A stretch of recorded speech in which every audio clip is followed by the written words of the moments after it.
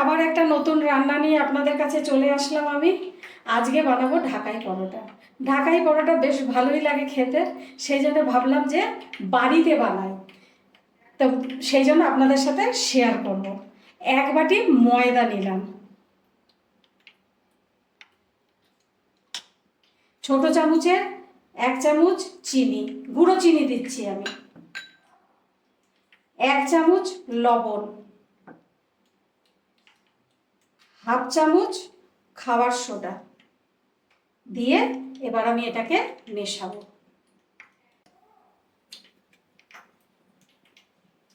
এবার আমি এর মধ্যে ঘি দিচ্ছি ময়ামের জন্য। এবার ভালো করে ময়ামটা মাখবো। এই দেখুন ময়ামটা হয়ে গেছে। কি করে বুঝবো? এই যে হাতে উঠে আসছে, এর থেকে বুঝতে পারলাম যে ময়ামটা হয়ে গেছে। এবার আমি হালকা করে জল ছিটিয়ে ছিটিয়ে মাখবো, যেমন আমরা পরোটা টরোটাতে মাখি সেরকম করে মাখবো। আস্তে আস্তে জল ছিটিয়ে ছিটিয়ে মাখছি। আমার মাখাটা পুরো কমপ্লিট। এবার আমি এর মধ্যে একটু গায়ে তেলটা লাগিয়ে দিয়ে এবার আমি এটাকে ঢেকে আধা ঘন্টা পরে আসছি। এই যে আধা ঘন্টা হয়ে গেছে। এবার আমি এটাকে আরেকবার ঠেসে দিলাম। এবার আমি এটা থেকে লেচি করব।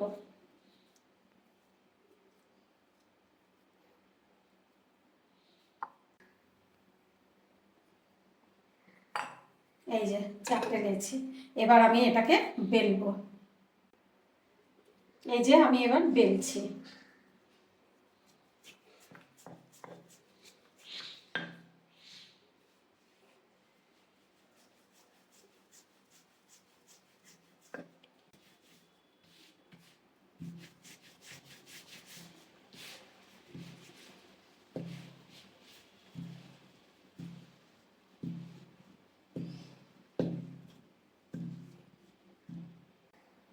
ঘি আর কর্নফ্লাওয়ার মেশানো আছে, সেটা একটু মাখাবো।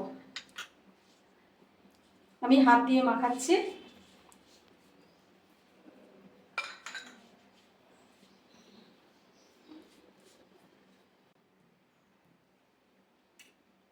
এবার এটা এইখান থেকে কেটে নেব একটা ছুরির সাহায্যে।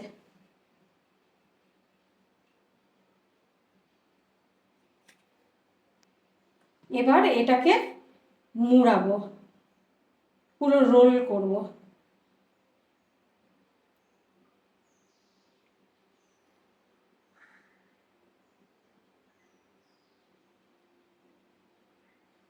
এইভাবে।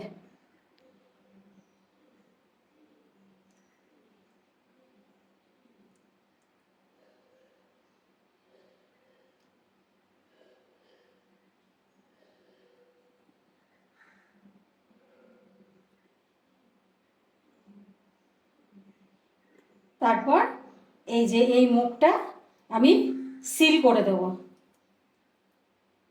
এইভাবে পুরো মুখটা বন্ধ করে দেব।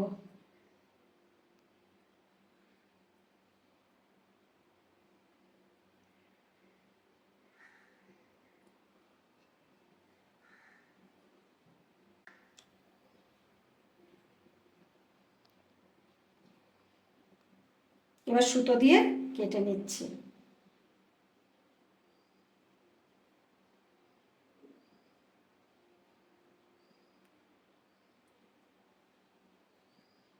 এই দেখুন।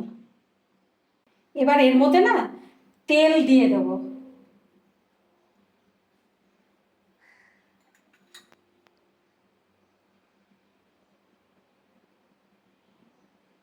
তেল দিয়ে এটা রেখে দেব।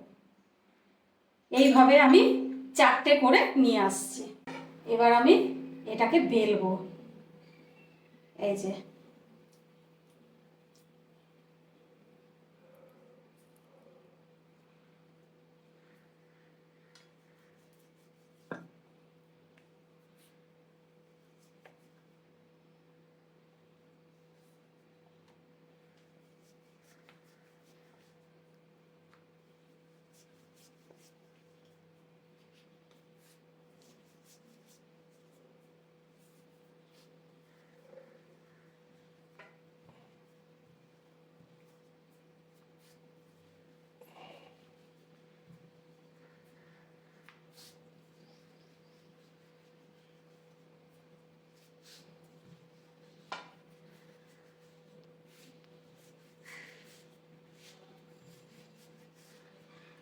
আমার বেলা হয়ে গেছে, এইভাবে আমি 4টে বেলে নিয়ে আসছি। তেল গরম হয়ে গেছে, ভাজতে দিচ্ছি।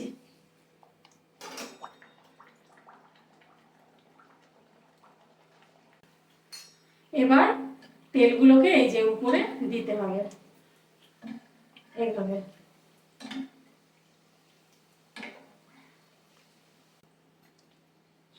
এই যে এবার আমি উল্টাচ্ছি, এই যে পাল্টে দিলাম।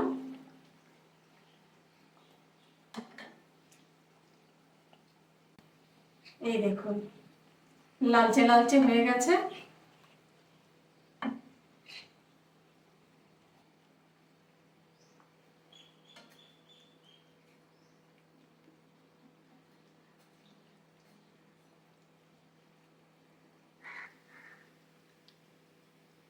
এই দেখুন লালচে লালচে হয়ে গেছে, আমার ঢাকাই পরোটা ভাজাটা হয়ে গেছে।